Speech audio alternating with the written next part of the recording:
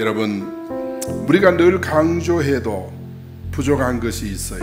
그것이 뭐냐면 따라합니다. 하나님의 아들이 사람의 몸을 입고 이 땅에 탄생하신 분이 예수님이시다.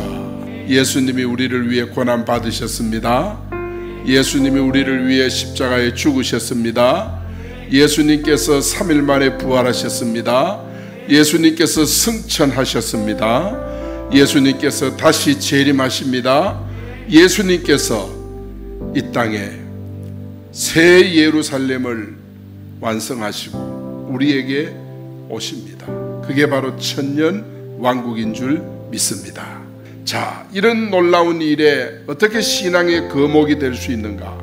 오늘 말씀이 우리에게 중요한 교훈을 줍니다. 첫째 단계는 뭐냐? 나의 하는 일을 한다고 말씀을 했어요. 12절에 보니까 나를 믿는 자는 나의 하는 일을 저도 할 것이요. 이것이 바로 첫째 단계예요. 예수님께서 하신 일을 우리도 한다. 여러분, 일이라고 하는 것은 바로 우리의 사역을 가리키고 우리의 삶을 가리키는 거예요. 우리 예수님 행하신 일을 우리가 그대로 하는 것입니다. 마태복음 4장 23절에 보면 우리 예수님 하신 일이 뭐냐? 거기에 대해서 설명을 하고 있어요. 예수님께서 두루 다니사 그들이 회당에서 가르치고 그 다음에 복음을 전파하고 모든 병과 모든 약한 것을 고치셨다, 그렇게 말했어요. 그러니까 복음을 가르치고 전파하고 고치고 이 사역을 누가 하셨냐?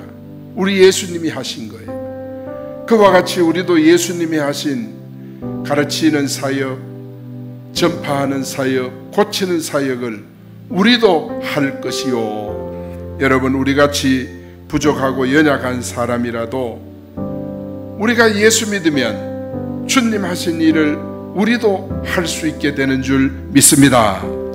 여러분, 제자들은 하나하나 보면은 다 부족한 사람이에요. 성격적으로도 가문적으로도 환경적으로도 그야말로 배경적으로도 다 부족한 사람이지만은 그들이 예수님을 만나고 예수님으로부터 가르침을 받고 고침을 받고 또 예수님으로부터 복음을 받고 이렇게 받고 난 후에 예수님의 제자가 된 후에 이 12제자가 어떻게 됐어요? 주님 하신 일을 그들도 감당을 했던 것입니다. 그래서 제자들이 부족한 게 보였지만은 예수님으로부터 말씀을 받고 은혜를 받고 저들이 한 사람 한 사람 세워지니까 그 부족한 것이 다 보충이 되고 부족한 것이 채워지고 이렇게 되는 거예요. 여러분도 때로는 주의 일을 하려고 하면 내 자신의 부족함이 먼저 생각이 나가지고 자신이 없을 때가 이렇게 있죠. 그러나 절대 그러지 않습니다. 우리가 주의 일 하려고 딱 나서면 하나님이 부족한 것을 채워주시는 줄 믿습니다. 하나님께서 우리의 모자라는 부분을 넉넉하게 하나님이 보충해서 우리가 능히 주의 일을 감당할 수 있게 하는 줄 믿습니다.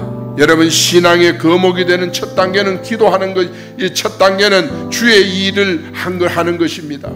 주님이 하신 일을 나도 하는 것, 이게 첫 단계예요. 주님이 하신 일이 뭡니까? 기도하신 일이었어요. 주님이 하신 일은 복음 전하는 일이었어요. 주님이 하신 일은 복음 전파하는 일이고 가르치는 일이었고 치료하는 일이었어요. 주님이 하신 그 일을 우리도 감당할 수 있습니다. 이것이 바로 거목이 되는 첫 단계예요. 두 번째로 나보다가 더 큰 일을 한다 그랬어요. 16절에 보니까 또한 이보다 큰 것도 하리니 이는 내가 아버지께로 가미니라. 예수님보다 더 큰 일을 하는 단계, 주님이 하신 일을 하는 단계를 지난 사람은 주님보다가 더 큰 일도 하게 되는 줄 믿습니다. 여러분, 여기 큰 일이라 크다고 하는 것은 거대하다는 뜻입니다. 거대한 일을 한다, 광대한 일을 한다, 또 양적으로는 많은 일을 한다. 이것이 바로 큰 일이란 뜻입니다. 우리는 광대하고 거대하고 많은 주의 일을 하다가 천국에 가서 영광의 면류관 상급을 받는 우리 진천교회 성도 여러분 되기를 축원합니다. 우리가 예수님보다 더 큰 일을 하는 이유가 있습니다. 왜 그러냐? 예수님께서 아버지께로 가셨기 때문입니다. 거기 주님이 지금 계시고 근무하는 장소는 보좌입니다. 보좌에 주님이 계시는 거예요. 거기서 주님이 지금 하고 계시는 일은 뭐냐? 중보기도 하고 계세요. 우리가 여기서 기도하면 주님이 그 기도 받아 하나님 앞에 올리는 줄 믿습니다. 사랑하는 여러분, 베드로와 바울 보세요. 저들은 예수님과 같은 일을 곳곳에서 행했습니다. 구원 사역을 베풀고 교회를 세우는 일을 하고 전도하고 그러면서 기도하고 끊임없이 했어요. 주님은 이 땅에 계시면서 제일 많이 모은 것이 마지막 승천하실 때 감람산에서 500명 성도들을 모았어요. 그 전에 주님은 12제자를 불렀고 70인 제자를 불렀고 그리고 500여 성도를 불렀고 마지막에 끝까지 주님 곁에 남은 사람이 120명 남았어요.